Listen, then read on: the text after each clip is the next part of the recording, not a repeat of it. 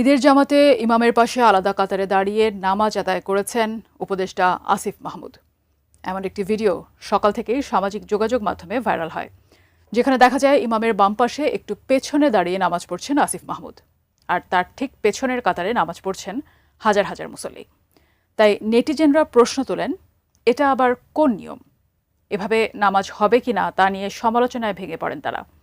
তবে এবার ওই ভিডিওর আসল রহস্য ফাঁস হলো, জানা গেল কারণ। বিস্তারিত জানাচ্ছেন এসআই রাজ। দীর্ঘ এক মাস সিয়াম সাধনার পর সোমবার পবিত্র ঈদ উল ফিতর উদযাপন করেন মুসলমানরা।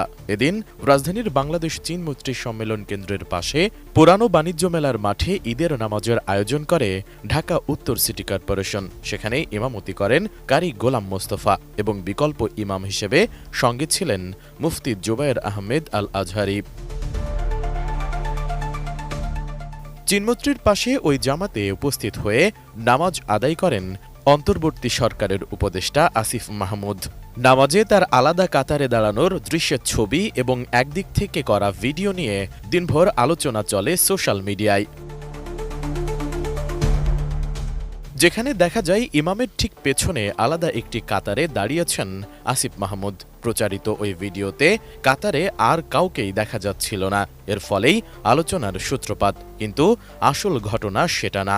এর সত্যতা উদ্ঘাটন করেছে ফ্যাক্ট চেক প্রতিষ্ঠান রিমার স্ক্যানার।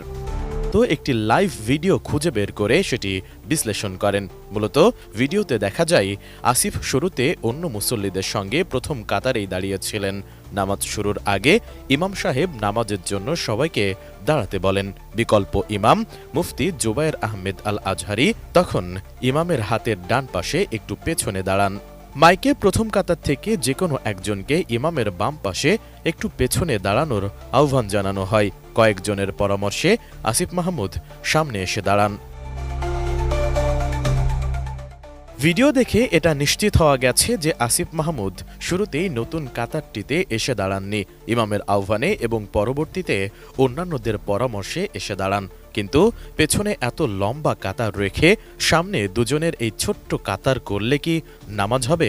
এমন প্রশ্ন ছিল নেটিজেনদের। এ বিষয়ে বিকল্প ইমাম মুফতি জুবায়ের আহমেদ আল আজহারি জানান, ইমাম সাহেবের সঙ্গে বিকল্প ইমাম সাহেব দাঁড়াবেন।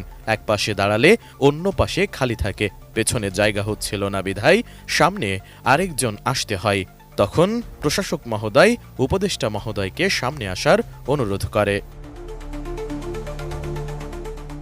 এসআই রাজ, এটিএন নিউজ।